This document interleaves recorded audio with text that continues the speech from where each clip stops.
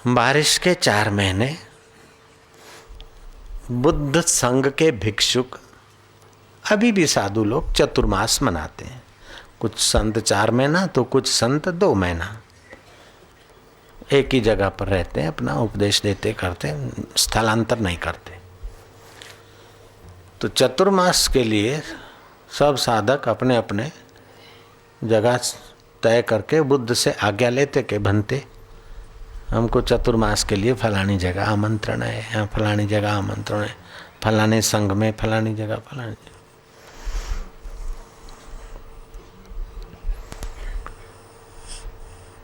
तो 2 भिक्षुक आए, हम जा रहे हैं चतुर्मास करने को, कोई उपदेश, कोई आज्ञा, कोई नियम। बुद्ध ने कहा स्त्री पर नजर नहीं डालना, स्त्री को मत देखना।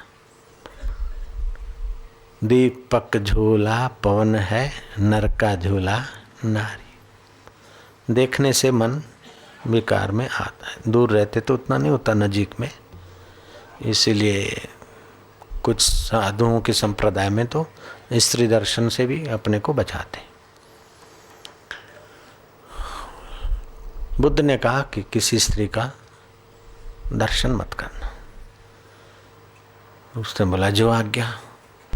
तो वो आज्ञा लेकर जा रहे थे तो आनंद ने कहा रुक जाओ।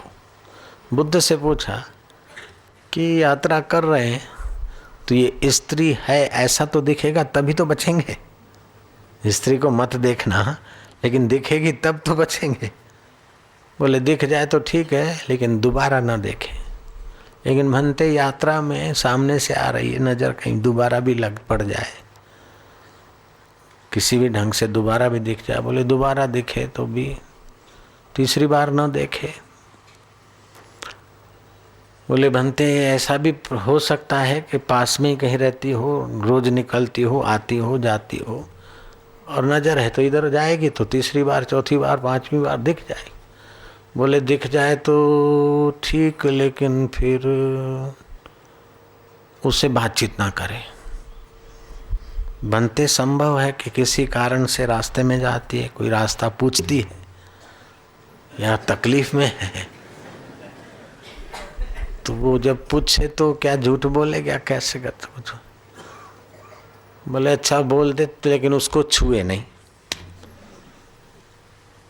बनते ऐसा भी हो सकता है कि भिक्षुक यात्रा कर रहा है और स्त्री बेचारी, बारिश हो गई और भिक्षुक तो कमर पानी में पार हो सकता है और वो स्त्री अबला जीवन और मौत के बीच में झोंके खा रही।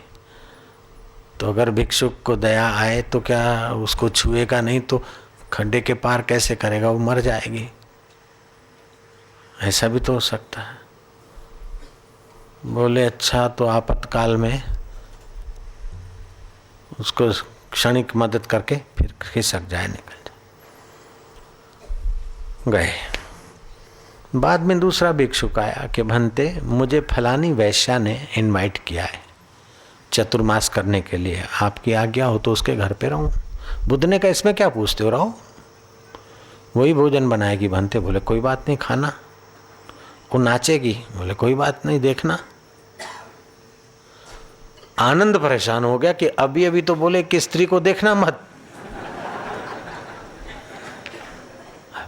देखे तो दोबारा मत देखना, दूसरी बार दिख जाए तो तीसरी बार मत देखना, और दिख ही गई तो बात मत करना, और बात कर लिया तो स्पर्श मत करना, और स्पर्श कर लिया तो जी छुड़ाकर भाग जाना जल्दी से, उसके प्राण बचाने को अगर अदल बदल। और इसको तो बोलते कि वैश्या के घर रहो। सारे भिक्षुकों में चर्चा का विषय बन गया कि कैसे गुरु हैं। सब शिष्यों को तो बोलते कि स्त्री के तरफ नजर करना भी पतन की बात, और उसको बोला कि जाओ वैश्या के यहाँ रहो, नर्तकी के यहाँ रहो, कोई बात नहीं। सावश्री नगरी में ये चर्चा का विषय बन गया। रोज भिक्षुक बोलते कि आपने उसको कैसे छुट्टी दे दी, उसका तो पतन हो जाएगा उसका। बोले नहीं, मुझे उस पर भरोसा है।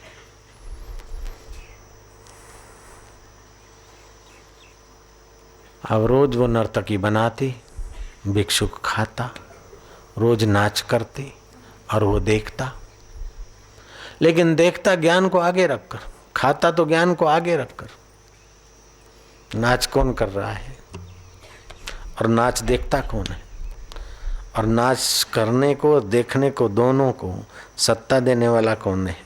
उसी में रमण कर रहे थे। चतुर्मास पूरा हो, भिक्षुक आए तो उसके पीछे पीछे नर्तकी भी आई। बोले भंते, मैंने तो सोचा कि मैं अपने रंग में इनको रंगूंगी, लेकिन मैंने अपने हाथ से भोजन खिलाया, मैं नाची, हाव भाव किए, देखते रहे, लेकिन आखिर इनकी समता के आगे मेरा दिल बदल गया। धिक्कार है मेरा नर्तकी जीवन, मैं भी भिक्षुणी बनती हूँ, मेरा जीवन बदल गया। तो ईश्वर के पास अच्छे लोग ही आएंगे तो ईश्वर का ईश्वर बनने में क्या बड़ी बात है। लेकिन ईश्वर तो बुरे से बुरे गए बीते लोगों को भी शरण दे और ईश्वर का ईश्वर तो बना रहे और सामने वाले के दोष चले जाए, तभी तो ईश्वर, तभी तो महात्मा है, महान आत्मा है। कि कितने भी लोग आए, कैसी भी किस्म के आए, उन लोगों के पीछे वो खींच नहीं जाता, अपितु लोग उसके पीछे खींचते, तो महात्मा इंजन हुए और लोग डब्बे हुए। नहीं तो कोई इंजन डब्बे के पीछे खींचे तो इंजन काएगा। ऐसे ही साधक संसार में जाए तो संसारियों के कहने के अनुसार अगर फिसल जाता है तो डिब्बा है। संसार में जाए फिर भी अपनी दृढ़ता से रहे तो अपने संपर्क में आने वाले ईश्वर के तरफ आए, गुरु के तरफ आए, साधन के तरफ आए। ऐसा नहीं कि अपना साधन छूट जाए और उनके तरफ चल जाए। जिसकी दृढ़ता होती है उधर ही को दूसरा चलता है। तो ये दृढ़ता अचल तत्व का ध्यान करने से आएगी। इब्राहिम लिंकन अपने साथी के साथ पहाड़ी पर सैर कर रहा था। भूतपूर्व अमेरिका का प्रेसिडेंट इब्राहिम लिंकन, प्रेसिडेंट नहीं बना था तब की बात। वर्क वुमन एंड वेदर, कोई भरोसा नहीं इन अमेरिका। हमने देखा कब वुमन डाइवर्स दे दे कोई पता नहीं, कब नौकरी में से छुट्टी दे दे 15 दिन का पगार पकड़ा के कोई पता नहीं, और कब वेदर बदले न्यूयॉर्क में देखा तो कोई पता नहीं। वर्क वुमन एंड वेदर कब चेंज हो जाए कोई पता नहीं। तो जोरों की आंधी तूफान के साथ बरसात आई, पेड़ हिल रहे, पौधे हिल रहे, आदमी भी खड़ा खड़ा तो हिल जाए। इब्राहिम लिंकन खड़ा है और उसका साथी तो जमीन पकड़ के बैठ गया। आंधी तूफान का झोंका आया और चला गया, स्वस्थ हो गए। साथी ने पूछा कि मैं तो धरती पकड़ के बैठा, फिर भी हवा मानो ले भागेगी और तुम खड़े रहे, अचल रहे।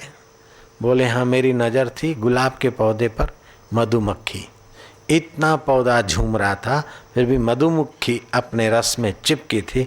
ऐसे आदमी का भी कोई लक्ष्य हो, गॉड के तरफ अपना मन लगाए तो आंधी तूफान से डरना क्या। ये ऊंचे विचार उनकी, इब्राहिम लिंकन की तमाम विफलताओं के बावजूद भी ईश्वरवाद के, गॉडवाद के जो विचार थे उनको ऊंचाई तक ले जाने में सहायक हुए, प्रेसिडेंट बनने में सहायक।